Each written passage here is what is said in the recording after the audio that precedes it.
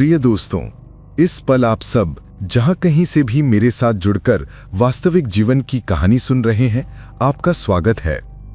आज मैं आपको सुनाने जा रहा हूं नोआखाली के एक युवक मोहम्मद नोमान की दिल दहला देने वाली एक सच्ची कहानी। आज की कहानी का शीर्षक है जिस नवजात शिशु को लेकर सुल्ताना ने अपने ही ससुर से विवाह किया। देखिए दोस्तों, जब माता पिता की उम्र बढ़ जाती है तब वे बच्चों जैसे हो जाते हैं, लेकिन बहुत से माता पिता ये बात स्वीकार नहीं कर पाते कि अब वे पहले जैसे सक्षम नहीं रहे। जब संतान वयस्क हो जाती है तो माता पिता को चाहिए कि वे अपने बच्चों की बात सुने, ठीक वैसे ही जैसे बचपन में बच्चे माता पिता की बात मानते थे। दुर्भाग्य से बहुत से माता पिता ऐसा नहीं करते। वे सोचते हैं उम्र हो गई तो क्या हुआ, मैं पिता हूं, मैं मां हूं, और वे अपने बच्चों की राय या भावनाओं की कोई परवाह नहीं करते, अपने मन की करते हैं। और यही कारण है कि हमारे परिवारों में अक्सर ऐसी घटनाएं घट जाती हैं जो किसी फिल्म या कहानी को भी मात दे देती हैं। दोस्तों, नोआखाली के भाई नोमान की कहानी भी कुछ ऐसी ही है। ये ऐसी कहानी है जिसे सुनकर आप दंग रह जाएंगे। आपको यकीन नहीं होगा कि हमारे समाज में मानव रूपी कुछ लोग शैतान से भी ज्यादा क्रूरता कर सकते हैं। आशा है कि आप शुरू से अंत तक मेरे साथ बने रहेंगे और कहानी समाप्त होने के बाद नोमान भाई के लिए अपनी राय कमेंट बॉक्स में जरूर लिखेंगे। धन्यवाद दोस्तों। सम्मानित मित्रों, अस्सलामु अलैकुम। मेरा नाम मोहम्मद नोमान हुसैन है। मेरा घर नोआखाली में है। दोस्तों, अपनी जीवन कथा शुरू करने से पहले मैं आपको अपने परिवार के बारे में थोड़ा बताना चाहता हूँ। हमारे परिवार में मैं, मेरे अब्बा, मेरी अम्मा, दादा दादी और मेरे 2 छोटे चाचा रहते थे। मेरे कोई भाई या बहन नहीं है। हम नोआखाली शहर से बहुत दूर एक छोटे से ग्रामीण इलाके में रहते थे। हमारा परिवार निम्न मध्य वर्गीय था। मेरे अब्बा कोई स्थायी काम नहीं करते थे। जब से मैंने आंखें खोली उन्हें अक्सर बीमार ही देखा है। उन्हें अस्थमा की बीमारी थी। इस बीमारी की वजह से वे लगातार खांसते रहते और कई बार उल्टी तक हो जाती। अक्सर वे घर में ही बैठे रहते, किसी काम में ज्यादा देर तक टिक नहीं पाते थे। इसलिए घर की पूरी जिम्मेदारी मेरे दोनों चाचा और दादा पर थी। दादा और चाचाओं की बाजार में एक बड़ी किराने की दुकान थी जो वे मिलकर चलाते थे। कभी कभी मेरे अब्बा को दुकान पर बुलाया जाता, लेकिन वे 1 घंटे से ज्यादा बैठ नहीं पाते थे।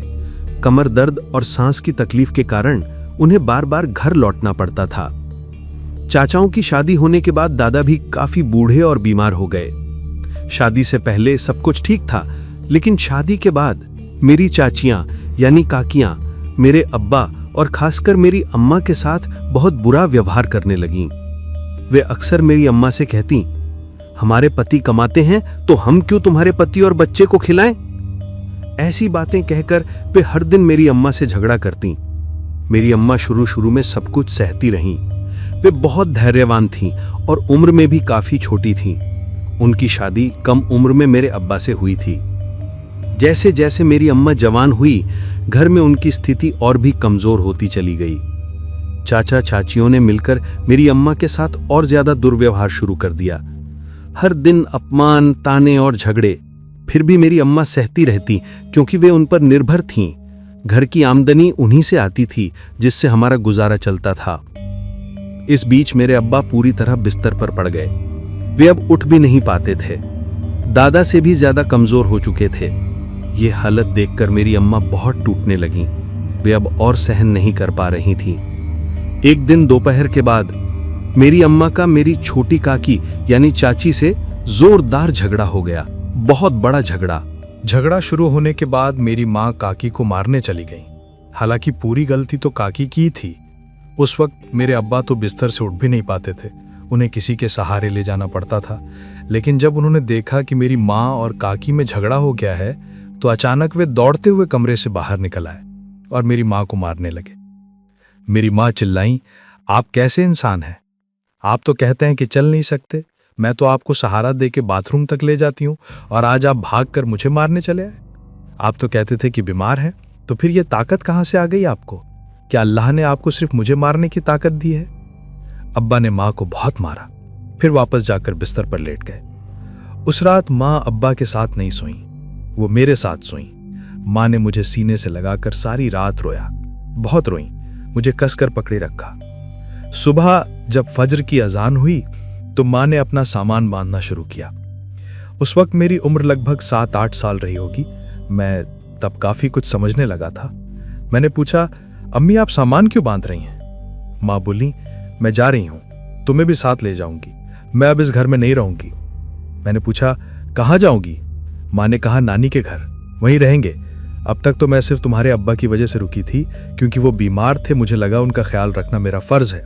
लेकिन कल रात मुझे समझ आ गया कि वो बीमार नहीं है, सिर्फ बीमारी का नाटक करते हैं। दिन भर बिस्तर पर पड़े रहते हैं, कामकाज नहीं करते। उनके भाई कमाते और उन्हें खिलाते हैं, इसीलिए उनकी भाभियां मेरे साथ बुरा व्यवहार करती हैं। वरना सोचो, जो आदमी बिस्तर से उठ नहीं सकता, जिसे उठाकर मुझे लिफ्टिन तक ले जाना पड़ता था, वो अचानक दौड़कर मुझे मारने कैसे आ गया? कोई भी उन्हें रोक नहीं सका, वो सबको धक्का देकर मुझे मारने पहुंचे। ऐसे आदमी के साथ कौन सा घर बसाया जा सकता है? अब मैं यहां नहीं रहूंगी। और वो चली गई, कोई उन्हें रोक नहीं सका। सुबह बहुत लोगों ने कोशिश की, पर मां नहीं रुकी। वो चली गई और मैं भी उनके साथ चला गया। हम नानी के घर आ गए। नानी के घर आने के बाद मां ने मुझे एक स्कूल में दाखिला दिलाया, लेकिन वहां भी मेरे मामा और मामी ने मां के साथ बुरा बर्ताव शुरू कर दिया, बिल्कुल वैसे ही जैसे अब्बा के घर में हुआ था। मामा ने कहा, अपने शौहर के घर से ऐसे भाग आई? तेरे जैसी बदतमीज औरत तो कोई नहीं होती। और मामा मामी दोनों मां के साथ बहुत बुरा व्यवहार करने लगे। आखिर में नाना ने मां से कहा, बेटी, जो औरतें अपने शौहर का घर छोड़कर बाप के घर आती हैं, उन्हें यहां भी सुकून नहीं मिलता, सिर्फ तकलीफ मिलती है। फिर नाना बोले, तो तू क्या अपने शौहर के घर वापस नहीं जाएगी? माँ ने कहा, नहीं अब्बा, मैं नहीं जाऊंगी। माँ ने तब पूरी बात अपने नाना भाई यानी मामा को खुलकर बता दी। सब कुछ बताने के बाद मेरे नाना भाई बोले, अच्छा, अगर तू उस घर में अब नहीं जाएगी तो मैं तेरे लिए एक छोटा सा घर बना देता हूँ। मेरे पास थोड़ी सी जमीन है, वहीं मिट्टी भरवाकर दीवार खड़ी करवा के तेरे लिए एक घर बना दूंगा। फिर उन्होंने सच में वैसा ही किया। मेरे नाना भाई ने अपने घर से कुछ दूरी पर थोड़ी जमीन पर मिट्टी भरवाकर दीवारें खड़ी की और माँ के लिए एक घर बनवा दिया। घर बन जाने के बाद मैं और माँ उसी घर में रहने लगे। करीब 4 महीने बाद मेरे अब्बा ने फिर से शादी कर ली, जबकि उन्होंने माँ को न तो तलाक दिया था, न कोई कानूनी अलगाव हुआ था। फिर भी उन्होंने दूसरी शादी कर ली। लोग कहते थे, वो तो चलते फिरते नहीं, काम नहीं कर सकते, तो फिर शादी कैसे कर ली? खैर, जो भी हो, अब्बा ने शादी कर ली। उसके बाद माँ ने कहा, अब तो मुझे अब्बा के खिलाफ केस करना चाहिए, क्योंकि वो हमारा खर्चा भी नहीं देते। लेकिन मेरे नाना भाई ने कहा, जरूरत नहीं, जब तू उस घर से निकल आई है तो मुकदमे करने का कोई फायदा नहीं, छोड़ दे सब कुछ। माँ ने उनकी बात मान ली। उन्होंने कहा, मैं अपना मामला अल्लाह पर छोड़ती हूँ। अल्लाह देख रहा है कि मेरे साथ क्या जुल्म हुआ है, वो खुद इंसाफ करेगा। और इसके बाद माँ शांत हो गई, किसी से कुछ नहीं कहा, बस वक्त गुजरता रहा। मैं धीरे धीरे बड़ा हो रहा था। जो भी जरूरत होती, खाना, कपड़े, सामान, सब मेरे नाना भाई देते थे। उनकी दी हुई मदद से ही हमारा घर चलता था। मैं बड़ा हुआ तो खेतों में यहाँ वहाँ छोटे मोटे काम करने लगा। जो भी 2-4 रुपए मिलते माँ के हाथ में रख देता। इसी बीच नाना भाई बहुत बूढ़े और बीमार हो गए, कमजोर भी बहुत। हमारे इलाके में एक फर्नीचर की दुकान थी, लकड़ी का काम होता था वहाँ। मैंने वहाँ नौकरी पकड़ ली। मैं बस हेल्पर था, लकड़ी साफ करता, धोता और बढ़ई लोग फर्नीचर बनाते। महीने के आखिर में जो थोड़े पैसे मिलते, उतने में मुश्किल से गुजारा होता था, लेकिन फिर भी वहीं काम करता रहा। दिन बीतते गए और एक दिन मैंने देखा कि जो लोग लकड़ी सप्लाई करते हैं, जंगल से पेड़ काट कर दुकान तक लाते हैं, वो तो बहुत ज़्यादा पैसा कमाते हैं। हमारे नानी घर के पास का इलाका काफ़ी जंगल वाला था, वहाँ बहुत सारे पेड़ थे। कई लोग जंगल से लकड़ी काटकर फर्नीचर वालों को बेचते थे। मुझे लगा अगर मैं भी यही करूं तो ज़्यादा कमा सकता हूं। तो मैंने फैसला किया, अब मैं यही करूंगा। मैंने फर्नीचर की नौकरी छोड़ दी और जंगल जाने लगा। वहां पेड़ चुनता, काटता और फिर उन लकड़ियों को दुकानों में बेच देता। हमारे इलाके में कई फर्नीचर की दुकानें थीं। मैं सबको लकड़ी बेचता था। अल्हम्दुलिल्लाह कमाई अच्छी चल रही थी, जिंदगी ठीक ठाक गुजर रही थी। इसी तरह समय बीतता गया और एक दिन जंगल में लकड़ी काटते हुए मेरी मुलाकात मुख्तार काका नाम के एक आदमी से हुई। मैं कभी उन्हें मामा कहता था, कभी काका। हालांकि हमारा खून का कोई रिश्ता नहीं था, वो बस हमारे इलाके का एक जाना पहचाना आदमी था। तो ये मुख्तार काका कहते हैं, मैं अक्सर उनके साथ काम पर जाया करता था। वे उम्र में मुझसे कुछ साल बड़े थे, बहुत ज़्यादा नहीं, शायद 5-6 साल का अंतर होगा। हम दोनों मिलकर लकड़ी काटने का काम करते थे। वैसे हमारे 4-5 लोगों का एक ग्रुप था, लेकिन मैं ज़्यादातर अकेले ही काम करता था क्योंकि मैं काफ़ी मजबूत और तंदुरुस्त था, इसलिए अकेले ही लकड़ी काट कर ला सकता था। बाद में मैं मुख्तार काका के ग्रुप में शामिल हो गया और उनके साथ काम करने लगा। वे मुझसे बहुत अच्छे थे।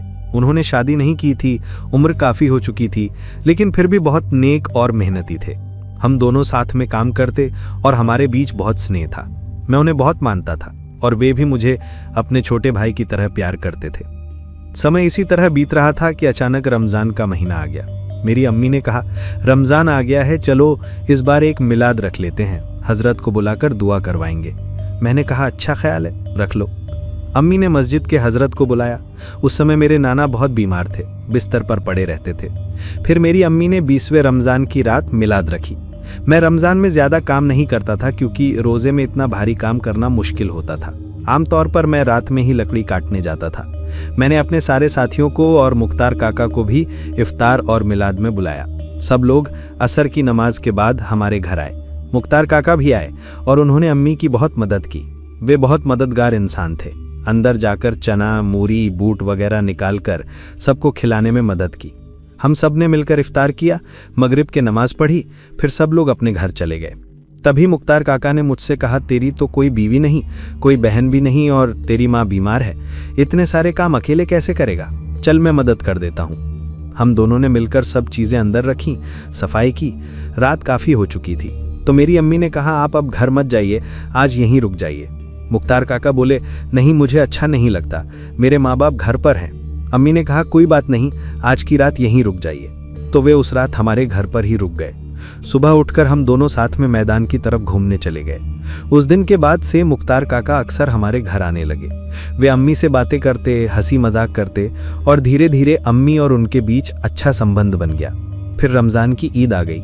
ईद से पहले मुख्तार काका ने बहुत सी चीज़ें खरीदी। मेरी अम्मी के लिए कपड़े, मेरे लिए भी कुछ कपड़े और सामान। ये देखकर मैं हैरान रह गया और बोला, काका इसकी क्या ज़रूरत थी, इतना खर्चा करने की क्या बात थी? वे हंसकर बोले, अरे पागल, मन किया तो ले आया, तेरे और तेरी अम्मी के लिए कुछ अच्छा करने का मन हुआ, तुझे क्या बुरा लगा? तो मैंने कुछ नहीं कहा।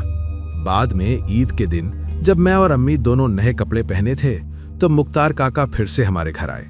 रात में इशा की नमाज के बाद अम्मी ने उन्हें सेवई खिलाई। उन्होंने बहुत प्यार से खाई। अम्मी ने कहा, बहुत रात हो गई है, आज घर मत जाइए, यहीं रुक जाइए। इतना कहते ही वे रुक गए और उस रात हमारे घर ही ठहर गए। उसके बाद वे अक्सर हमारे घर आने लगे। कभी कभी कई रातों तक वहीं रुकते। वे हमेशा अम्मी के हाथ का खाना खाते और कहते, तुम्हारी अम्मी के हाथ का खाना बहुत स्वादिष्ट है। उनसे मेरा भी अच्छा दोस्ताना रिश्ता था। मैं मजाक में अक्सर कहता, काका आप शादी क्यों नहीं करते, आपकी उम्र तो अब काफी हो गई है, आपके उम्र के लोगों के तो बच्चे भी बड़े हो गए हैं। इस पर वे मुस्कुराते और टाल जाते। ऐसे ही एक दिन हम जंगल में लकड़ी काट रहे थे, मैं, मुख्तार काका और एक और आदमी खैरुल भाई। मैं मजाक में फिर कहने लगा, काका आप शादी कब करेंगे? तभी खैरुल भाई हंसकर बोले, अरे वो तो शादी कर चुके हैं। मैं चौंक गया, क्या सच में? मैंने तो कभी नहीं सुना। काका ने तुरंत कहा, चुप रह, ऐसी बातें मत कर। लेकिन खैरुल भाई नहीं रुके। उन्होंने कहा, अगर यकीन नहीं आता तो जाकर उन्हें अब्बा कहकर पुकारना, तब समझ जाओगे किससे शादी की है। ये सुनते ही मेरा दिल जैसे कांप उठा। मुख्तार काका गुस्से में लाल हो गए और खैरुल भाई पर चिल्लाने लगे, बदतमीज, तू लकड़ी काटने आए हैं या बकवास करने? काम कर, जुबान बंद रख। मैं तब चुप हो गया, लेकिन अंदर से बहुत बेचैन था। सोचता रहा कि आखिर खैरुल भाई ने ऐसा क्यों कहा। क्या वाकई काका ने शादी की है? और अगर की है तो किससे? उस दिन काम खत्म करके जब मैं शाम को घर लौटा तो वही सवाल मेरे मन में घूमता रहा। रमजान में काका अक्सर हमारे घर आने लगे थे, अम्मी के लिए कपड़े लाए और अब तो लगभग हर रात यहीं रुकने लगे थे। क्यों? अगली रात फिर आए, मगरिब या इशा के बाद, हमेशा की तरह देर से। गांव के रास्ते कीचड़ और अंधेरे से भरे रहते तो वे कहते, रात में लौटना मुश्किल है, यहीं रह लेता हूं। उस रात मुझे बहुत शक हुआ। हम दोनों साथ सोए, लेकिन मैंने नींद का बहाना किया। असल में मैं जाग रहा था। मैं देखना चाहता था कि काका सच में क्या करते हैं। आधी रात के करीब मैंने देखा वे बार बार मेरी ओर देख रहे हैं। फिर धीरे धीरे उठे, चुपचाप दरवाजा खोला और बाहर निकल गए। मैं उनके पीछे पीछे गया, देखा वे सीधे मेरी अम्मी के कमरे में दाखिल हो गए। ये देखकर मेरा दिल जैसे फट गया, मेरे शरीर में सिहरन दौड़ गई। मैंने जो देखा उस पर यकीन ही नहीं हुआ। वो इंसान जिसे मैं इतना मानता था, वो मेरी अम्मी के कमरे में। मैं उस दर्द को शब्दों में बयान नहीं कर सकता। ऐसा लगा जैसे मेरे सीने के अंदर कुछ टूट गया हो। मैं बस खड़ा रह गया, ये सोचते हुए कि ये मैंने क्या देख लिया, ये कैसे संभव है। वो इंसान जिसे मैं अपने सबसे करीबी लोगों में गिनता था, वो ऐसा कैसे कर सकता है। मैंने सोचा, ठीक है, जब वो जा ही चुके हैं तो जाने दो, देखते हैं आगे क्या होता है। मैं कुछ नहीं बोला। फज्र की अजान तक भी मैं नहीं सोया। लकड़ी के तख्त पर बैठा रहा, जागता रहा।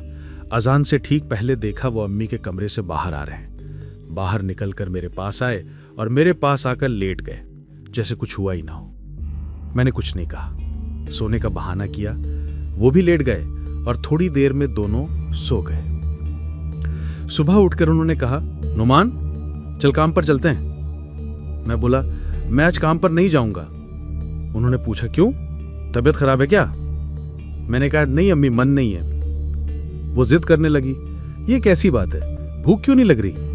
मैंने कहा, अम्मा बताइए मैं कैसे खाऊं? कल रात अल्लाह ने जो मुझे दिखाया, वो देखने से पहले ही अगर मेरी मौत हो जाती तो अच्छा था। अल्लाह ने मुझे वो मंजर क्यों दिखाया? मैंने तो ऐसा कुछ देखने की दुआ नहीं की थी। अम्मी घबरा गई, क्या देख लिया तूने नौमान? मैंने कहा, माँ मैंने तुम पर बहुत भरोसा किया था, अब भी करता हूं, तुम मेरी माँ हो, लेकिन माँ तुम ऐसा गंदा काम करोगी ये मैंने सपने में भी नहीं सोचा था।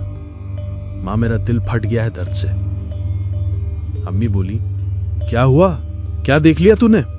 मैं चुप रहा, हाथ धोया और घर से निकल गया।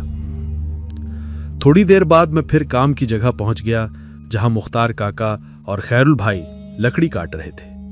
मेरा मन बहुत भारी था। कल रात जो देखा था वो दिमाग से निकल नहीं रहा था। उस दिन काका ने मुझसे बहुत काम करवाया।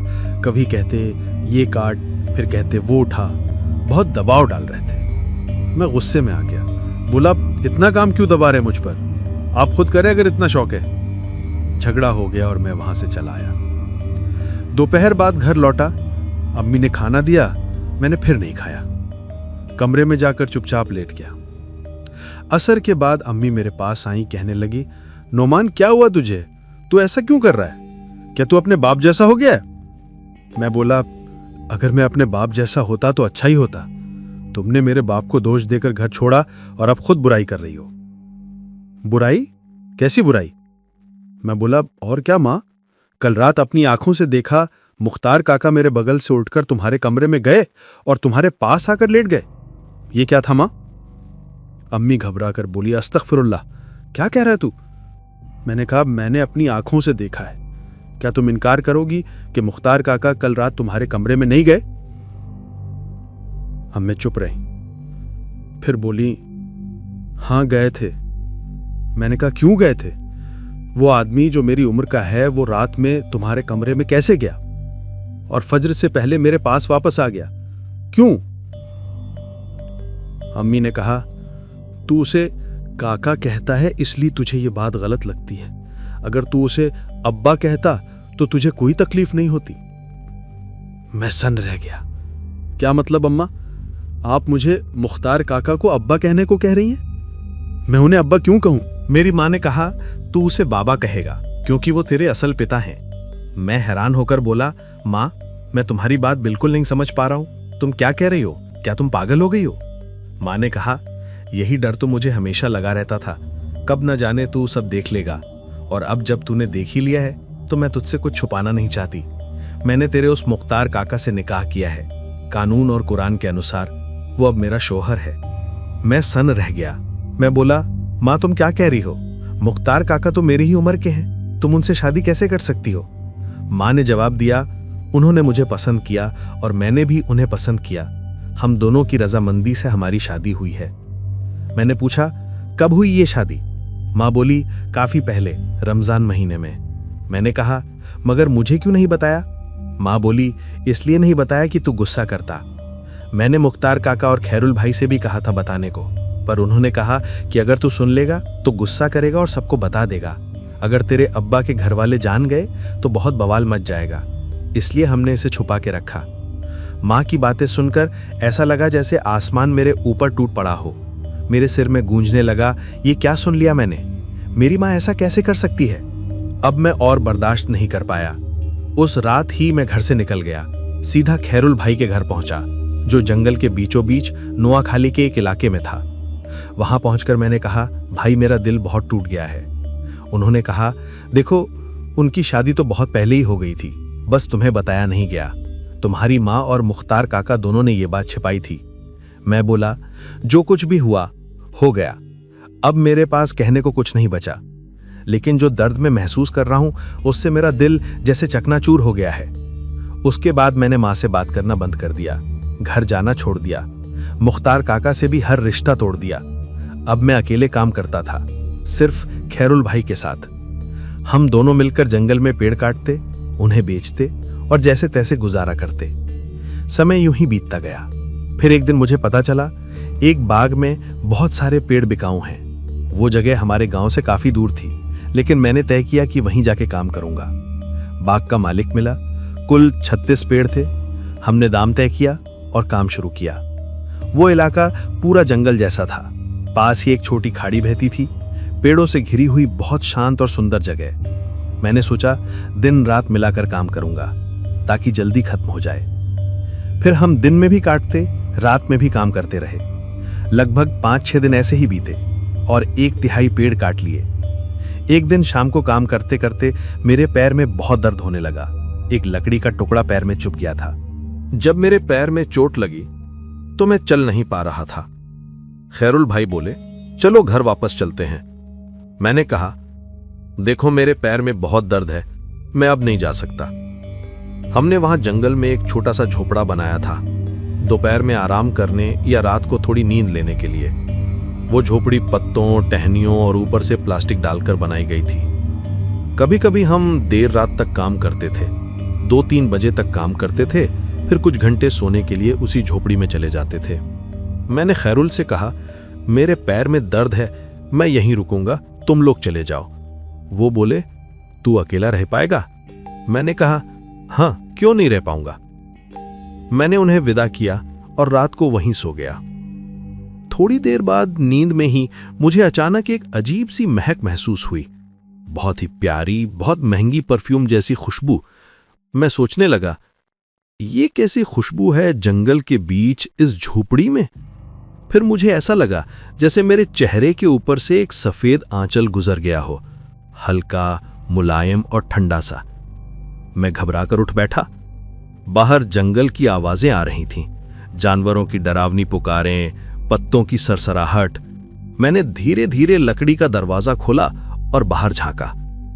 जो बात अजीब लगी वो ये कि जब मैं सोया था आसमान बिल्कुल अंधेरा था, लेकिन अब वहां एक चमकता हुआ चांद था और चारों ओर हल्की सी चांदनी फैली हुई थी। परिस्थिति इतनी खूबसूरत थी कि मेरा मन बाहर निकलने को करने लगा, जैसे कोई अदृश्य ताकत मुझे बुला रही हो। मैं बाहर निकला, हवा में वही मनमोहक सुगंध थी। मैं धीरे धीरे जंगल में चलने लगा। कहीं भी कोई डर नहीं, बस एक अजीब सी शांति। मैं चलता रहा। कब फज्र यानी सुबह की अजान की आवाज आई, पता ही नहीं चला। अजान की आवाज के साथ ही पूरा वातावरण फिर से बदल गया। चारों ओर घना अंधेरा छा गया, जैसे अभी अभी चांदनी गायब हो गई हो। मैंने चारों तरफ देखा, मैं बहुत दूर निकल आया था। अपने बाग की जगह पहचान में नहीं आ रही थी। मैं पूरी तरह किसी और बाग में आ गया था। सुबह लोग काम पर निकल रहे थे। मैंने एक आदमी से पूछा, भाई ये फला बाग कहाँ है? मैं वहां से आया हूं। वो बोले, वो बाग तो बहुत दूर है, खाल के उस पार। मैं हैरान रह गया। मैंने कहा, क्या? नदी पार करके? लेकिन मेरे कपड़ों पर तो एक बूंद पानी भी नहीं है। मैंने कोई नदी पार ही नहीं की। मुझे तो लगा था कि मैं सिर्फ बाग के अंदर चल रहा हूं, एक सुंदर रास्ते से होकर। कहीं कोई नदी या पानी नहीं था। लेकिन सब लोग कह रहे थे कि वो बाग तो बहुत दूर है, खाल के उस पार। तो मैंने पूछा, भाई अब मुझे कैसे जाना होगा? वो बोला, आप इस रास्ते से सीधे जाइए, आगे एक नहर मिलेगी। नहर पार करने के बाद दूसरी तरफ एक बागान दिखेगा। अब मैंने अल्लाह के नाम पर चलना शुरू किया। चलता जा रहा था, चलता जा रहा था। रास्ते में लोगों के घर, बागान, बहुत कुछ दिख रहा था। लेकिन रात का समय था, इसलिए मैं कुछ साफ नहीं देख पा रहा था। पता नहीं आप यकीन करेंगे या नहीं, मैं करीब 1 घंटे से ज्यादा चलता रहा। इतना चलने के बाद मेरे पांव दुखने लगे, सूज भी गए। फिर मैंने एक आदमी से पूछा, भाई उस अमुक का बागान किस तरफ है? वो बोला, बहुत दूर है, चलते जाइए। मैंने फिर आधा घंटा और चला। फिर जाकर एक बड़ी नहर मिली, बहुत बड़ी, चौड़ी। अब सोचने लगा, इस नहर को मैं पार कैसे करूं? यहां तो कोई नाव भी नहीं है। एक आदमी से पूछा, भाई दूसरी तरफ कैसे जाऊं? वो बोला, थोड़ा और आगे जाइए, वहां नाव मिलेगी, नहीं तो भीग कर ही पार करना होगा। तो मैं आगे चलता गया। काफी दूर चलने के बाद भी नाव नहीं मिली। लोग कहते रहे, आगे जाइए, आगे जाइए। इतना समय बीत गया कि दोपहर हो गई। फिर मैंने सोचा, अब तो तैर कर ही पार करना होगा। मैंने तैर कर नहर पार की। दूसरी तरफ पहुंचकर फिर पूछा, भाई अमुक का बागान किधर है? उन्होंने कहा, और अंदर जाइए। मैंने फिर करीब आधा घंटा और चला और तब जाकर बागान पहुंचा। देखा मेरे चचा आ चुके हैं और कुछ और लोग भी, खैरुल भी था। सब लोग पेड़ काट रहे थे। मुझे देखकर सब बोले, कहां गया था तू? दरवाजा खुला छोड़कर कहां भाग गया था? खैरुल मजाक में बोला, कहीं प्रेम व्रेम करने गया था क्या, किसी प्रेमिका से मिलने?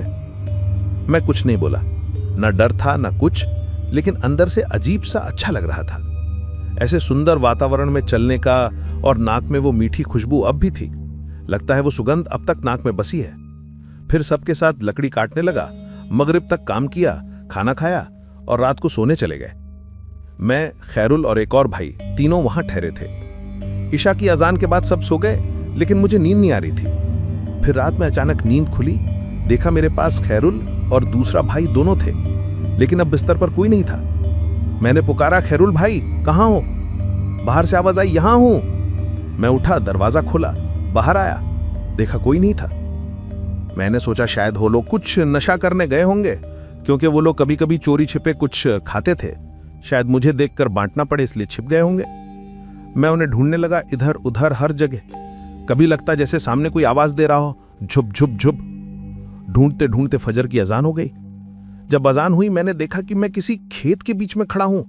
चारों तरफ धान के खेत और बीच में मैं, पूरा शरीर कीचड़ में लथपथ। सोचता रहा, मैं यहां कैसे आया, कब आया? लोग खेतों की ओर आ रहे थे। मुझे देखकर डर गए कि भाई आपका यह हाल कैसे हुआ, कहीं चोरी करते हुए गिर गए क्या? मैं बोला, नहीं भाई, मैं रास्ता भूल गया था। मेरे सिर से लेकर पैरों तक कीचड़ था, आंखें तक मिट्टी से भरी हुई। लोग बोले, अमुक का बागान तो बहुत दूर है। मैं हैरान, तो मैं यहां आया कैसे? मैं सुबह से दोपहर तक चलता रहा, फिर बागान पहुंचा। सबने पूछा, तेरा हाल ऐसा क्यों है? मैं बोला, कल रात क्या हुआ पता नहीं। मैंने तो खैरुल भाई को पुकारा था, वो बोले थे मैं बाहर हूं। फिर मैं बाहर निकला और आगे क्या हुआ कुछ नहीं याद। लेकिन मैंने किसी को कुछ नहीं बताया, सोचा कि डर जाएंगे, यहां से भाग जाएंगे, फिर काम कौन करेगा। मैंने सब बात अपने अंदर ही रखी, ना खैरुल को बताया ना किसी और को। बस सोचता रहा कि आखिर ये सब हो क्या रहा है। फिर नहाया, खाना खाया, पर शरीर में बहुत दर्द था, इतना कि हिल भी नहीं पा रहा था। असर के बाद तेज बुखार आ गया, पूरा शरीर जल रहा था। खैरुल और बाकी भाई बोले, नुमान भाई आप घर चले जाइए, आराम कीजिए। मैं बोला, कहां जाऊं, मां से तो अब संबंध भी नहीं है। वो बोले, फिर भी जाइए, आपका हाल अच्छा नहीं है। उन्होंने मेरे सिर पर पानी डाला, मुझे पोंछा, खाना खिलाया, मैं सो गया। जब आंख खुली तो देखा खैरुल और दूसरा भाई मेरे पास ही लेटे थे। काफी रात हो चुकी थी, अब नींद फिर नहीं आ रही थी, लेकिन बुखार भी पूरी तरह उतर चुका था। शरीर बिल्कुल ठीक था। अब शरीर में बुखार बिल्कुल नहीं था। खैरुल मेरे बगल में सोया था। मैंने उसे पुकारा, खैरुल भाई जरा उठिए, पर वो उठ नहीं रहा था। मैंने फिर कहा, खैरुल भाई उठिए ना, लेकिन वो जैसे गहरी नींद में था, कोई हरकत नहीं हुई। तब मैंने सोचा, चलो वो नहीं उठ रहा, मैं थोड़ा बाहर टहल कर आता हूं। मैंने फिर लकड़ी का दरवाजा खोला और बाहर निकल आया। पता नहीं क्यों मुझे ऐसा लगा जैसे कोई मुझे जंगल के भीतर से बुला रहा हो। एक आवाज, मीठी पर गूढ़, ऐसा लगा कोई कह रहा हो, आओ। और मैं बिना सोचे समझे जैसे किसी जादू के असर में घर से निकल पड़ा। पागलों की तरह चल पड़ा जंगल की ओर, उस आवाज के पीछे जो मुझे अपनी ओर खींच रही थी। चलते चलते मैं कटे हुए लकड़ियों के ढेर के पास पहुंचा, जहां दिन में हम काम करते थे। थोड़ी देर वहीं बैठ गया और तभी अचानक मेरी नजर के सामने एक लाल साड़ी का आंचल लहराया। ऐसा लगा जैसे कोई लड़की मेरे सामने से गुजरी और उसका आंचल हवा में झूल गया। फिर वो आंचल जैसे आगे बढ़ता गया और मैं उसके पीछे पीछे चल पड़ा। वो आंचल इतना सुंदर, इतना चमकीला था जैसा मैंने जिंदगी में कभी नहीं देखा था। चलते चलते न जाने कैसे मैं एक बहुत बड़े सेब के बाग में पहुंच गया। इतना बड़ा बाग मैंने कभी नहीं देखा था। चारों तरफ सेब के पेड़, हवा में उनकी मीठी खुशबू। अब मेरी चेतना जैसे खत्म हो चुकी थी। मुझे खुद का एहसास नहीं रहा, बस उस माहौल में, उस सपनों से बाग में खो गया था। वहां मैं एक लकड़ी के मंच पे बैठा और तभी एक अविश्वसनीय रूपवती स्त्री मेरे सामने आई। इतनी सुंदर कि मैंने जीवन में वैसी और कोई नहीं देखी थी। वो एक बाल्टी भर सेब लेकर आई और मुस्कुराकर बोली, सेब खाइए, आप हमारे मेहमान हैं। मैंने हैरान होकर पूछा, मेहमान? किस बात के मेहमान? वो बोली, आप हमारे इलाके में आए हैं, ये हमारी जमीन है, हमारा देश, आप यहाँ मेहमान हैं। फिर उसने मुझे एक सेब दिया। मैंने खाया। इतना मीठा, इतना स्वादिष्ट सेब जिंदगी में कभी नहीं चखा था। वो लड़की मेरे पास बैठ गई, बहुत पास। बोली, आप थके हुए लग रहे हैं, आपका हाथ दर्द कर रहा होगा, मैं दबा दूं? मैंने कहा, हाँ, हाथ पैर में दर्द है, बहुत थकान महसूस हो रही है। वो बोली, तो मैं दबा दूं? मैंने कहा, ठीक है, दबा दो। वो मेरे हाथ दबाने लगी, फिर पैर। उसका स्पर्श इतना नर्म, इतना सुकून देने वाला था कि मेरा पूरा शरीर जैसे ढीला पड़ गया। मुझे बहुत अच्छा लग रहा था, मानो सारी थकान उड़ गई हो। धीरे धीरे नींद ने मुझे घेर लिया और मैं गहरी नींद में सो गया। जब आंख खुली, सुबह हो चुकी थी। खैरुल और दूसरा मजदूर मेरे पास खड़े थे। वो मुझे हिलाते हुए बोले, अरे नुमान भाई, आप यहां कैसे सो गए? झोपड़ी छोड़कर इस लकड़ी के ऊपर क्यों लेटे हैं? मैंने देखा, वो सच कह रहे थे। मैं एक बड़ी लकड़ी के तख्ते पर लेटा था, जैसे कोई पेड़ काटकर रखी लकड़ी पर सो गया हो। मुझे कुछ याद नहीं था। मैंने कहा, मैं यहां कैसे आया? मुझे तो कुछ नहीं पता। फिर मैंने सोचा, अब ये बात छुपाई नहीं जा सकती। 3 दिन में ये तीसरी बार हुआ था। पहले दिन मुझे बहुत दूर ले जाया गया, दूसरे दिन कीचड़ में मिला, अब आज रात मुझे किसी अजीब जगह ले जाकर फलों से खिलाया गया। मैंने सब कुछ खैरुल भाई को बता दिया। वो सुनकर बोला, भाई, ये तो परियों का काम है, आपको परी ने पकड़ लिया है। मैं डरकर बोला, क्या? परी ने पकड़ लिया? अब मैं क्या करूं? वो बोला, आप एक काम कीजिए, यहां मत रहिए, घर वापस जाइए। मैंने कहा, घर? मैंने तो इस जंगल की जमीन किराए पर ली है, इतने पैसे देकर काम शुरू किया है, अब सब छोड़कर कैसे जाऊं? मेरा मन तो यहीं अटका रहेगा। खैरुल बोला, नहीं, आप अपने घर नहीं, मेरे घर चलिए, कुछ दिन वहीं रहिए। यहां रहना आपके लिए ठीक नहीं है, हर दिन अजीब घटनाएं हो रही हैं, ये जगह आपके लिए खतरे की है। ऐसा कहकर खैरुल भाई ने मुझे वहां से जाने को कहा। मैंने तब कहा, ठीक है भाई, तो मैं अब चलता हूं। खैरुल भाई की बात मानकर मैं वहां से विदा लेकर घर की ओर लौट आया। उस दिन मैं सीधे खैरुल भाई के घर पहुंचा, पर वहां जाकर भी मुझे नींद नहीं आई। मेरा मन अजीब तरह से बेचैन था। लगता था जैसे मेरा दिल अभी भी वहीं, उसी जगह पर रह गया है। मैं किसी भी तरह वहां टिक नहीं पा रहा था। वो एक रात मुझे ऐसी लगी जैसे एक पूरा साल बीत गया हो। अगले दिन सुबह होते ही मैं फिर से उसी बाग में लौट गया। मुझे देखकर खैरुल भाई बोले, अरे आप फिर आ गए? आपको तो मैंने कहा था यहां मत आना, फिर क्यों आए? मैंने कहा, भाई यहां के बिना मेरा मन नहीं लगता, मैं यहीं रहना चाहता हूं। वो बोले, आपने अच्छा नहीं किया, आपको घर पर ही रहना चाहिए था, आप पर कुछ असर हो रहा है। उन्होंने मेरे लिए दुआ दरूद पढ़ा और बोले, ठीक है रहो। लेकिन उसी रात फिर वही हुआ। बाहर से कोई मधुर मोहक आवाज मुझे पुकारने लगी, नौमान, ओ नौमान। आवाज इतनी प्यारी थी कि मैं उठ बैठा, लेकिन जब बाहर देखा कोई नहीं था। फिर मैं जाकर एक पेड़ के नीचे बैठ गया और अचानक देखा कहीं से कोई आ रहा है, मेरे लिए सेब, संतरे और दूसरे फल लेकर। वो मुझे फल दे रही थी, मैं खा रहा था। दिन में मैं कोई काम नहीं करता, सिर्फ सोता रहता। खैरुल भाई और उनके साथी काम करते और मैं पूरे दिन सोता रहता। ऐसे ही करीब 15 दिन बीत गए। हर रात वही आवाज आती, मैं जाग जाता। सुबह जब सब उठते तो मुझे पेड़ के ऊपर सोता हुआ पाते, फिर मुझे पकड़कर नीचे लाते, घर में ले जाते। लेकिन हर रात मैं फिर उसी पेड़ पर जाकर सो जाता।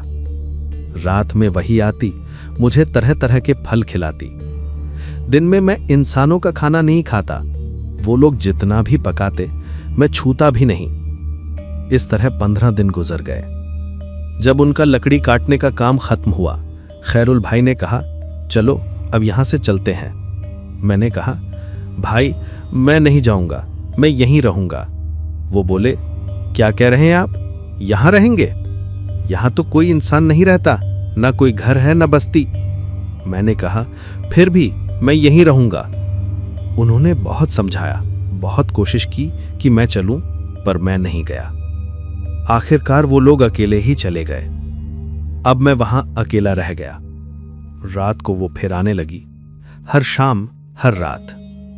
मुझे नहीं पता कौन मानेगा या नहीं मानेगा, लेकिन वो पूरी तरह इंसान जैसी लगती थी। मैं उससे कहता, आज तुम ये कपड़ा पहनकर आना, और वो ठीक वैसा ही पहनकर आती। जैसा मेरा मन चाहता वो उसी रूप में मेरे सामने आती। हमारे बीच कोई बुरा रिश्ता नहीं था। वो बस मेरे पास बैठती, मुझे अद्भुत अनदेखे फलों से खिलाती। ऐसे फल जो मैंने न कभी खाए थे न कभी देखे थे। वो मेरे मुंह में देती, मैं खाता और मुझे अजीब सी तृप्ति होती, जैसे आत्मा को सुकून मिल गया हो। दिन में मैं सोता, रात में वही आती। मुझे नहीं पता कितने दिन या महीने यूं बीत गए। एक दिन अचानक सुबह के वक्त मुख्तार के चाचा और मेरी मां आ गए। उन्होंने कहा, चल घर चल। मैंने पूछा, कहां? उन्होंने कहा, घर चल। मैं बोला, मैं नहीं जाऊंगा, यहां मेरी बीवी है। मां बोली, क्या पागलपन है ये, कौन बीवी? मैंने कहा, हां मेरी बीवी यहां है, मैं उसे छोड़कर नहीं जाऊंगा। मां बोली, पागलपन की भी हद होती है, बस बहुत हुआ, अब चल। उन्होंने बहुत कोशिश की, मुझे मनाया, पर मैं नहीं गया। वो लोग शाम तक रहे, फिर चले गए और मैं वहीं रह गया उस अदृश्य और रहस्यमयी औरत के साथ। संध्या के बाद मेरी माँ और मुख्तार काका वहां से चले गए। उनके जाने के बाद मैं फिर उसी घर में रहने लगा। वही पुराना कमरा, वही माहौल, और हर रात की तरह वो फिर मुझे बुलाने आई, मुझे आवाज दी, फिर मुझे जंगल के उस हिस्से में ले गई जहां वो पहले ले जाया करती थी। वहां उसने मुझे वही फल और मिठास भरे फल दिए, मैं खाता रहा और मुझे अजीब सा सुकून मिलता था। ऐसे ही 2 दिन बाद मेरी माँ एक हजूर यानी मौलवी को लेकर आई। हजूर ने मुझे एक तावीज पहनाया, उस पर कुछ पढ़कर फूंक मारी। जैसे ही उन्होंने ऐसा किया, मुझे महसूस हुआ कि मेरा शरीर अचानक हल्का और आजाद हो गया है, जैसे अब तक मुझ पर कोई चीज सवार थी और अब वो हट गई हो। मेरा मन भी हल्का लगने लगा। मैंने मां से कहा, मां अब मैं घर चलूंगा। मां बोली, चलो। वो मुझे घर ले आईं। लेकिन घर आने के बाद मुझे डरावने सपने आने लगे। मैं देखता कि आसमान से सांप उतर रहे हैं और वे मुझे काटने की कोशिश कर रहे हैं। हर रात मैं चीख उठता, रोने लगता, नींद नहीं आती थी। फिर हजूर ने मेरी मां से कहा, इसे एक काम करिए, इसका निकाह यानी शादी करवा दीजिए। शायद जिन या परी की नजर इस पर है, वो इसे पसंद करने लगी है। जब ये अपनी पत्नी के साथ हलाल रिश्ता बनाएगा तो वो जिन या परी खुद ही इसका पीछा छोड़ देगी। माँ और बाकी सबने दबाव डालना शुरू कर दिया। पहले मैं बहुत मना करता रहा, नहीं मैं शादी नहीं करूंगा, लेकिन बहुत जोर डालने पर आखिरकार मैंने शादी की। लड़की का नाम था मनी अख्तर। हमारा निकाह हुआ, पर शादी के बाद भी मैं उसके साथ रह नहीं सका। मनी बहुत सुंदर थी, उसका चेहरा बेहद मोहक था, फिर भी मुझे अच्छा नहीं लगता था। हर रात फिर वही परी आती, जिसका नाम अब मुझे पता चला, उसने खुद बताया, उसका नाम था माया। वो पुकारती, नौमान, ओ नौमान। मैं जाग उठता। वो आती और मुझे फिर से फल खिलाती, सेब, संतरे, अजीब सुगंध वाले फल। अब वो हमारे घर के अंदर तक आने लगी थी। वो वहां भी मुझे वही फल खिलाती और मैं खाता रहता जैसे मुझ में अब मैं नहीं रहा। मेरे और मनी के बीच कोई पति पत्नी जैसा संबंध नहीं था। अगर मनी कभी कोशिश करती तो मैं उसे धक्का देकर दूर कर देता। मैं उसे कहता, पास मत आओ, दूर रहो। मेरे दिल में अब उसके लिए कोई जगह नहीं बची थी। ऐसे ही कई दिन बीत गए। आखिर मनी ने सबको ये बात बताई। मैं कैसे उसके साथ रहूं? वो हर रात कहीं चला जाता है, किसी औरत की आवाज उसे बुलाती है। वो कहती हैं, मैंने खुद सुना है, एक औरत की मीठी आवाज नौमान पुकारती है और वो उठकर चला जाता है। कई बार जब वो लौटता, उसके मुंह से सेब और संतरे की खुशबू आती है। मैं डर जाती थी। अगर मैं उसे छूती तो वो मुझे मार देता, कभी पास नहीं आने देता। सबने उससे पूछा कि क्या ये सच है, और उसने कहा, हाँ सच है, मुझे मनी पसंद नहीं, मैं उसके साथ नहीं रहना चाहता। धीरे धीरे बात बढ़ी और उसने कहा, मैं उसे तलाक दूंगा। मां ने कहा, कितना कमीन है? उसने कहा, 3 लाख टका। मां बोली, मैं 1 पैसा नहीं दूंगी, अगर तलाक दोगे तो जेल जाओगे। वो गुस्से में बोला, अल्लाह गवाह है, 3 दिन बाद मैं उसे छोड़ दूंगा। और सच में 3 दिन बाद रात में माया फिर आई। मैंने उससे कहा, माया, मैं अपनी बीवी को छोड़ना चाहता हूं, लेकिन मेरे पास पैसे नहीं है, क्या तुम मेरी मदद करोगी?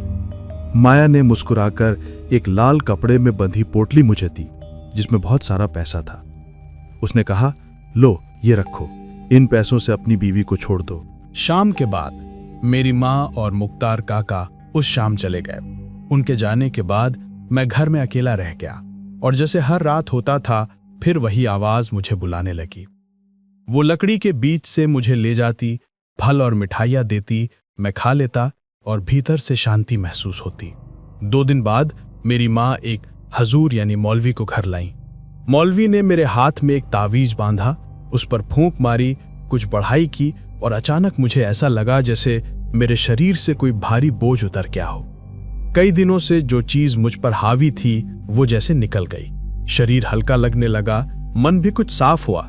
मैंने माँ से कहा, माँ, अब मैं घर जाना चाहता हूँ। माँ बोली, चलो। वो मुझे घर ले आई। घर आने के बाद मैंने कई दिनों तक डरावने सपने देखे। सपनों में लगता आसमान से सांप उतर रहे हैं और मुझे काट रहे हैं। मैं रात में चीख कर उठ जाता, हर रात रोता था। मौलवी ने माँ से कहा कि इस लड़के का जिन्न इसके पीछे पड़ा है, इसे शादी करवा दो, ताकि जब इसका पत्नी के साथ हलाल रिश्ता बने तो वो जिन्न इसे छोड़ देगा। शुरू में मैं शादी के लिए तैयार नहीं था, लेकिन सबके दबाव में आकर आखिर मुझे शादी करनी पड़ी। मेरी शादी मनी अख्तर नाम की लड़की से हुई, लेकिन शादी के बाद भी मैं उसके साथ रह नहीं पाया। वो बहुत खूबसूरत थी, लेकिन मुझे वो अच्छी नहीं लगती थी। हर रात वही परी आती थी, उसका नाम माया था। वो मुझे पुकारती, नोमान, ओ नोमान। मैं उठ जाता और वो मेरे लिए फल फ्रूट लेकर आती। धीरे धीरे ये सब मेरे अपने घर में होने लगा। माया मुझे खिलाती, मेरे साथ रहती, और मेरे भीतर जैसे मेरी अपनी पहचान खत्म होने लगी। मैं अपनी पत्नी मनी के साथ कोई वैवाहिक संबंध नहीं रख पाता था। अगर वो पास आती तो मैं उसे दूर धकेल देता, मत छू मुझे। दिन बीतते गए और मनी ने सबको बता दिया कि मेरे पति के साथ कुछ गड़बड़ है। रात में कोई और आवाज उन्हें बुलाती है। लोगों ने मुझसे पूछा, क्या ये सच है? मैंने कहा, हाँ सच है, मुझे मनी अच्छी नहीं लगती, मैं उसके साथ नहीं रह सकता। आखिरकार मैंने कहा, माँ, मैं उसे तलाक दे दूंगा, लेकिन मुझे 3 लाख रुपए चाहिए, क्योंकि इतना ही कबीन यानी महर तय हुआ था। माँ बोली, मैं तुझे 1 पैसा भी नहीं दूंगी, अगर तू तलाक देगा तो जेल जाएगा। 3 दिन बाद रात में फिर माया आई। मैंने कहा, माया, मैं अपनी बीवी को छोड़ना चाहता हूं, लेकिन मेरे पास पैसे नहीं हैं। माया बोली, पैसे की चिंता मत करो। उसने एक लाल कपड़े में बंधे हुए बहुत सारे पैसे मेरे हाथों में रख दिए। लो, ये पैसे रखो और अपनी बीवी को छोड़ दो। मैं हैरान रह गया, इतने सारे नए चमचमाते नोट। सुबह उठकर मैंने माँ और अब्बा को बुलाया और सबके सामने कहा, मैं मनी अख्तर को तलाक देता हूं, ये रहे 3 लाख रुपए। माँ ने जब नोट देखे, सारे 1000 के नोटों के बंडल, तो वो हैरान रह गईं। ये पैसे तू कहां से लाया? मैंने कहा, मत पूछ, बस मिल गए। मैंने वो पैसे मनी को दिए और उसे तलाक दे दिया। हजूर ने कहा, अब ये तलाक हो गया है, तू अब उसके साथ नहीं रह सकता। मनी 3 लाख रुपए लेकर हमारे घर से चली गई, लेकिन उसके जाने के बाद मेरा हाल और खराब हो गया। हर रात माया आती, मुझे बुलाती, मुझे नहलाती, जो भी खाना मैं चाहता वो ले आती। धीरे धीरे मेरा शरीर सूखने लगा, चेहरा अंदर धंस गया, मैं बिल्कुल कंकाल जैसा हो गया। माँ परेशान हो गई कि हे अल्लाह, अब क्या करूं। आखिर उन्होंने मुझे सीताकुंड के एक बौद्ध कबीराज यानी बौद्ध वैद्य के पास ले गईं। वो वैद्य मुझे देखकर बोले, अरे ये तो लगभग खाली हो चुका है, जिन ने सब कुछ चूस लिया है। उन्होंने मेरे हाथ, पैर और कमर में तावीज बांधे और मुझे मंदिर में एक रात रुकवाया। अगले दिन जब माँ मुझे वापस ले आई तो मेरी वो पुरानी समस्या गायब हो चुकी थी। अब मुझे कोई आवाज नहीं बुलाती थी, न कोई सपना आता था। मैं धीरे धीरे ठीक हुआ, लेकिन अब भी कई बार ऐसा लगता जैसे कोई मुझे पीछे से धक्का दे रहा है या अचानक थप्पड़ मार रहा है। मेरे शरीर पर 5 उंगलियों के निशान पड़ जाते थे। लोग हैरान होकर देखते, अरे ये हुआ कैसे? तो अभी तो हमारे साथ ही था। आखिर में माँ ने सोचा कि अगर ये यहीं रहेगा तो और बिगड़ जाएगा, इसलिए उन्होंने फैसला किया कि मुझे विदेश भेज दें। लेकिन जब सऊदी अरब का वीजा लगाया तो सबका हो गया, मेरा नहीं हुआ। फिर दुबई का लगाया, वो भी नहीं हुआ। कई जगह पैसे जमा किए, लेकिन हर जगह से मेरा वीजा रिजेक्ट हो गया। 6-7 महीने इसी में निकल गए। आखिर माँ ने मुझे फिर से उसी बौद्ध कबीराज के पास ले गई। मैं गया और कहा, देखिए, अब चाहे मैं जहां भी पैसे दूं, किसी भी एजेंसी में आवेदन करूं, मेरा वीजा लग ही नहीं रहा। तब उस कबीराज तांत्रिक ने मेरी मां को एक ताबीज दिया और कहा, यह ताबीज 3 दिन तक उस बिस्तर के नीचे रखिए जिस पर आपका बेटा सोता है। 3 दिन बाद इसे निकालिए, सोने चांदी के पानी से धोकर साफ कीजिए। फिर जब भी आप कहीं पैसे और पासपोर्ट जमा करें तो उन्हें इस ताबीज से स्पर्श कराइए, यानी ताबीज के साथ छुआइए, फिर जमा कीजिए। देखिएगा, इस बार काम जरूर बनेगा। मेरी मां ने वैसा ही किया। 3 दिन तक ताबीज बिस्तर के नीचे रखा, फिर निकालकर साफ किया और फिर हमारे मोहल्ले के एक आदमी के जरिए मलेशिया के लिए पैसे जमा किए। और इस बार सचमुच मेरा मलेशिया का वीजा लग गया।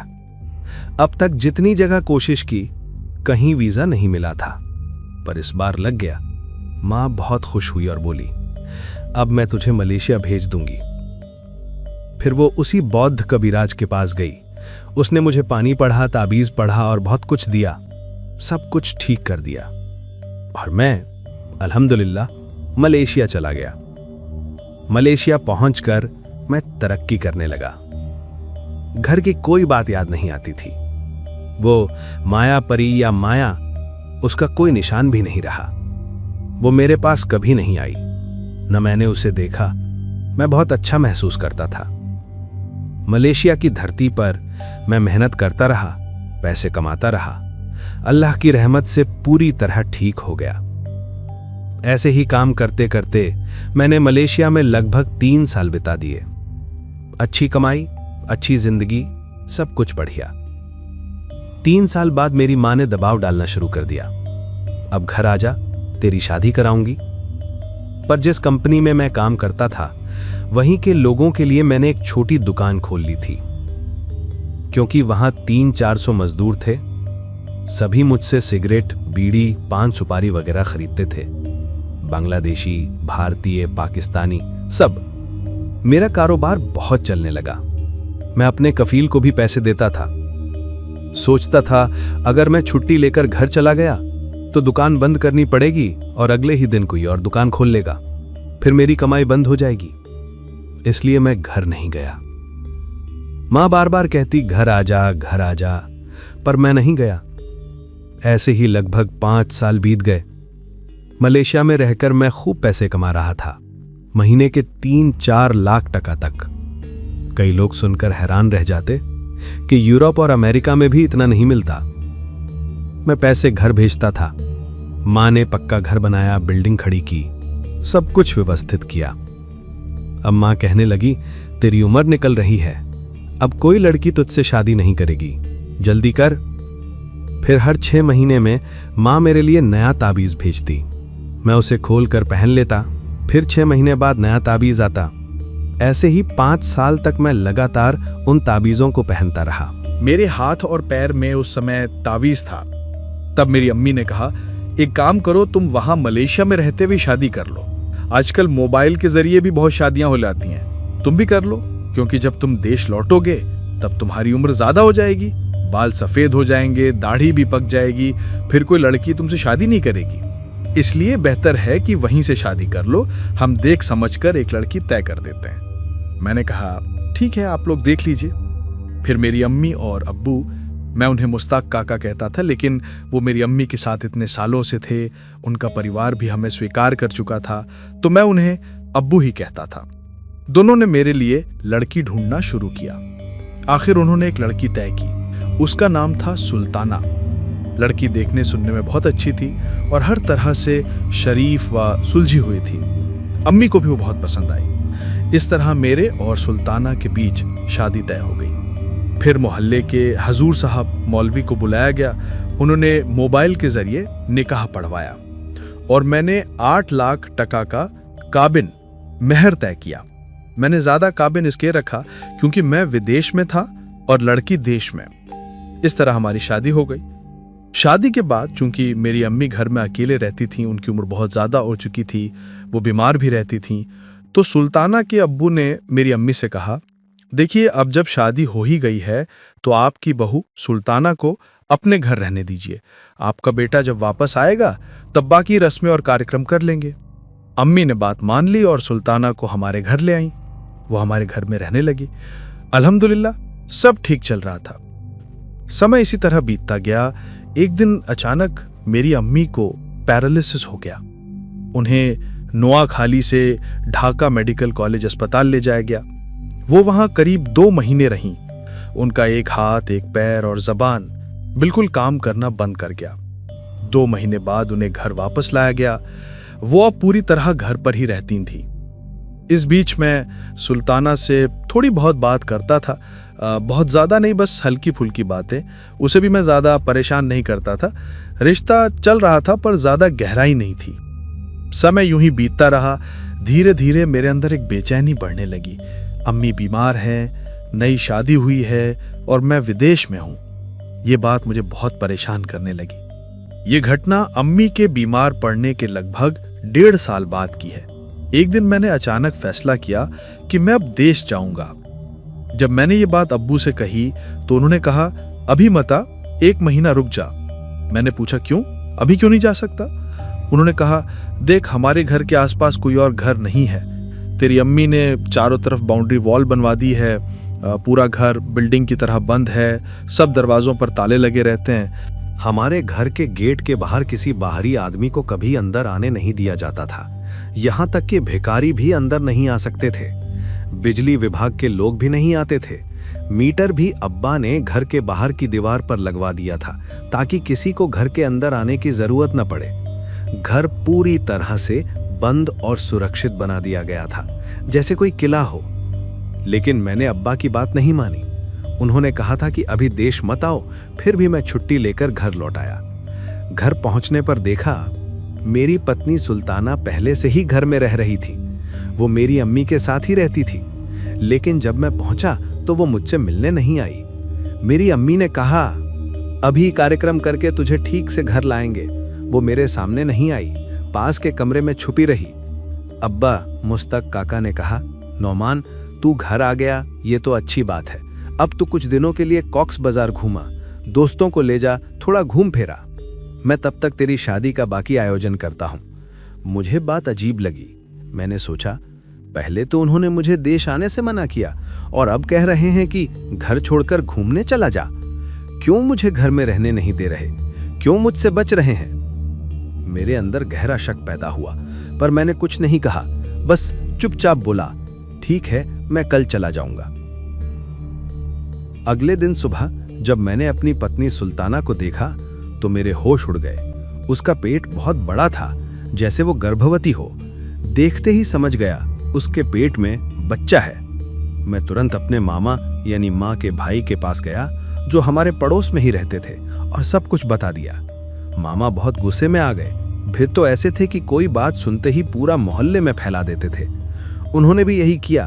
सेकंडों में ये खबर पूरे इलाके में फैल गई। अरे, नौमान की बीवी तो गर्भवती है, लेकिन नौमान तो अभी अभी विदेश से आया है, फिर ये बच्चा किसका? थोड़ी ही देर में पूरा गांव ये बात जान गया। हर कोई बातें बनाने लगा। उसी दौरान अचानक सुल्ताना गायब हो गई। मैं घर आया, वो कहीं नहीं थी। पूरे घर में ढूंढा, नहीं मिली। फिर सुनने में आया कि उसके अब्बा मुझे दोष दे रहे हैं। कह रहे हैं कि मैंने सुल्ताना को छुपा दिया या मार डाला। उन्होंने मेरे खिलाफ थाने में मामला कर दिया। करीब 1.5 महीने तक सुल्ताना का कोई पता नहीं चला।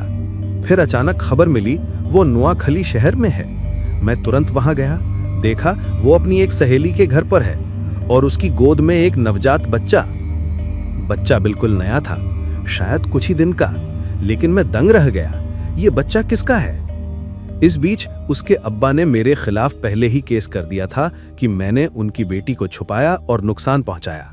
मैंने उल्टा उनके खिलाफ चेयरमैन के पास शिकायत दर्ज कराई कि उनकी बेटी ने अनैतिक काम किया।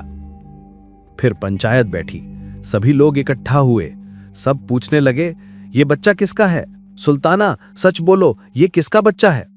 सुल्ताना सबके सामने बोली, ये बच्चा नौमान के अब्बा मुख्तार का है। सुनकर सब लोग स्तब्ध रह गए। चेयरमैन ने अब्बा से पूछा, क्या ये सच है? और अब्बा ने जवाब दिया, हाँ, ये सच है। उस वक्त तो मेरी दुनिया ही उजड़ गई। लोग हैरान होकर बोले, अस्तगफिरुल्लाह, नौजुबिल्लाह, ये कैसी बात है? आखिर पंचायत ने फैसला किया, अब चूंकि बच्चा पैदा हो गया है तो शादी कर लो। उसी रात मौलवी साहब को बुलाया गया और मेरे अब्बा मुख्तार हुसैन का सुल्ताना के साथ निकाह पढ़ाया गया। सुल्ताना की गोद में बच्चा था। अगले दिन मेरा अपमान शब्दों से परे था। लोग मुझे ताने देने लगे, अरे नौमान, तेरी बीवी ने तेरे बाप से शादी कर ली, तेरे घर में तेरे बाप का बच्चा है। मैं ये अपमान बर्दाश्त नहीं कर सका। लोगों की बातें, ताने, हंसी, सब कुछ मुझे तोड़ रहे थे। आखिर मैं सब कुछ छोड़कर घर से भाग गया, सीधे नोआखली शहर चला गया। नोआखली शहर पहुंचने के बाद मैं अचानक सोचने लगा, मेरी जमीन जायदाद का क्या हाल है। मेरी माँ ने कई जगहों पर जमीन खरीदी थी और उनके बैंक खाते में भी बहुत पैसे थे।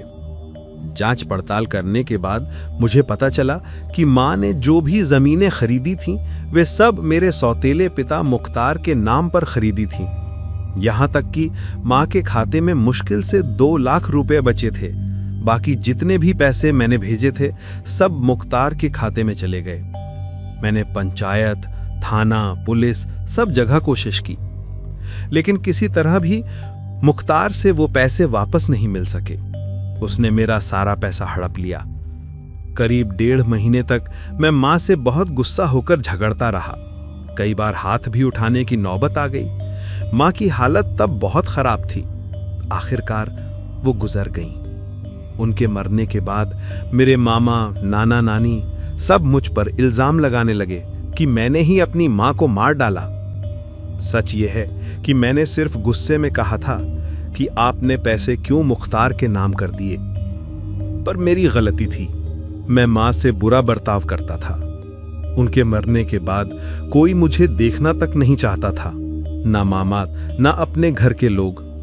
मेरे नाम की कोई संपत्ति नहीं बची थी। सब कुछ अब मुख्तार के नाम हो गया था। इस तरह टूटा, अकेला और कंगाल होकर मैं दोबारा मलेशिया चला गया। मलेशिया पहुंचा तो देखा, जहां पहले मेरी दुकान थी, वहां अब एक बड़ा सुपरमार्केट खुल चुका था और मेरा सब कुछ मिट चुका था। अब मैं एक कंपनी में काम करने लगा, जहां मुझे हर महीने करीब 18,000 टका यानी बांग्लादेशी टके मिलते हैं। 7 साल से मैं यहीं रह रहा हूँ। 3 दिन काम करता हूँ, 1 दिन आराम करता हूँ। खाने पीने बात करने वाला कोई नहीं। एक दिन अल्लाह की मर्जी से मुझे कुछ दुखी लोगों की कहानियां मिली, जिन्हें सुनकर लगा कि मेरे जैसा दुखी इंसान और भी है इस दुनिया में। अब हर रात मैं दुख भरी कहानियां सुनकर सो जाता हूं। कुछ सुकून मिलता है। आज मैंने अपनी कहानी आपको सुनाई। पता नहीं आप इसे बताएंगे या नहीं। मेरा अपना सगा बाप मुख्तार, वही अब मेरी बीवी सुल्ताना का पति है। उनके घर पहले एक बच्चा हुआ था, अब 2 और बेटे हो गए हैं। वे सब आज बहुत खुश हैं, सुखी हैं। लेकिन मैं प्रवासी जमीन पर अब भी दिन को रात और रात को दिन बनाकर जी रहा हूं। पता नहीं कब तक जिंदा रहूंगा। दुआ कीजिए अल्लाह जल्द ही मेरी रूह को ले जाए, शायद तब जहन्नम से छुटकारा मिले और जन्नत में जगह। भाई, खुदा हाफिज। अस्सलाम वालेकुम। सम्मानित मित्रों, आप सबका दिल से बहुत बहुत धन्यवाद। इतनी देर तक नोआखाली के भाई नौमान की वास्तविक जीवन की कहानी शुरू से अंत तक मेरे मुख से सुनने के लिए। यह कहानी सचमुच दिल को झकझोर देने वाली थी। कहानी के एक हिस्से ने मुझे बहुत हैरान कर दिया। जिस माया परी के साथ उसका संबंध था, जब उसने 3 लाख टका मांगे तो उसने बिना झिझक उसे दे दिए। बाद में मेरी बात हुई मुख्तार भाई से। उन्होंने पूछा, आप जब ताबीज इस्तेमाल करते हैं, क्या वे अभी भी आपके शरीर पर है? मैंने कहा, नहीं, ताबीज अब नहीं है। शायद इसीलिए वो परी अब मेरे पास नहीं आती। मैंने ये भी कहा कि मैं उस परी के बारे में कुछ नहीं जानता, लेकिन चाहता हूं कि वो फिर से मेरे पास लौट आए।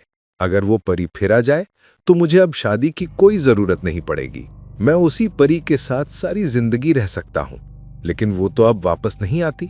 अब मैं कोई ताबीज भी इस्तेमाल नहीं करता और वो भी नहीं लौटती। खैर, अल्लाह ताला ही बेहतर जानते हैं।